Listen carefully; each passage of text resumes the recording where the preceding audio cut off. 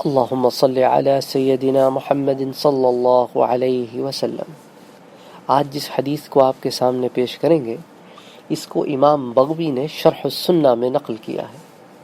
اس حدیث کے راوی حضرت ابو ہریرہ رضی اللہ تعالی عنہ ہیں، اور اس حدیث میں حضرت صلی اللہ علیہ وآلہ وسلم نے اپنی امت کو یہ تنبیہ کی ہے کہ تم کافروں اور فاجروں کی خوشحالی پہ رشک نہ کرو۔ حضرت ابو ہریرہ رضی اللہ تعالی عنہ روایت کرتے ہیں کہ اللہ کے رسول صلی اللہ علیہ وآلہ وسلم نے فرمایا کہ لا تغبطن فاجرا بنعمت، کہ تم کسی بدکار کافر یا فاسق پر کسی نعمت اور خوشحالی کی وجہ سے کبھی رشک نہ کرنا، کبھی نہ کرنا۔ لا تغبطن فاجرا بنعمت، کیوں نہ کرنا؟ فَإِنَّكَ لَا تَدْرِي مَا هُوَ لَاقٍ بَعْدَ مَوْتِهِ، اس کی وجہ یہ ہے کہ تم کو معلوم نہیں ہے کہ مرنے کے بعد اس پر کیا کیا مصیبتیں پڑنے والی ہیں۔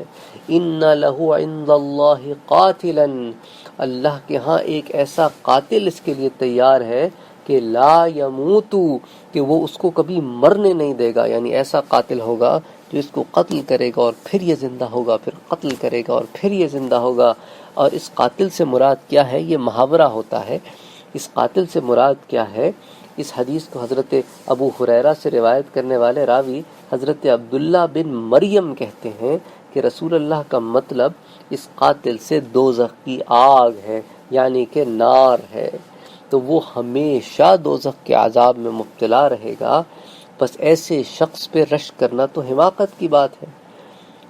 تو یہ اللہ تعالیٰ اپنے نبی کے ذریعے اپنے بندوں کو یہ پیغام پہنچانا چاہتے ہیں کہ وہ شخص جو بظاہر بڑی ٹھاٹھ کی زندگی گزار رہا ہے، لیکن اس کے دل کے اندر تو شیطان بیٹھا ہے، اس کے اعمال میں بھی شیطانی عمل ہے، لیکن تمہارے دل میں شیطان یہ وسوسہ نہ ڈالے کہ تم اس کے ظاہر پہ رشک کرو، کیونکہ اس کے باطن کی وجہ سے اس کو آئندہ زندگی میں سزا ملنے والی ہے۔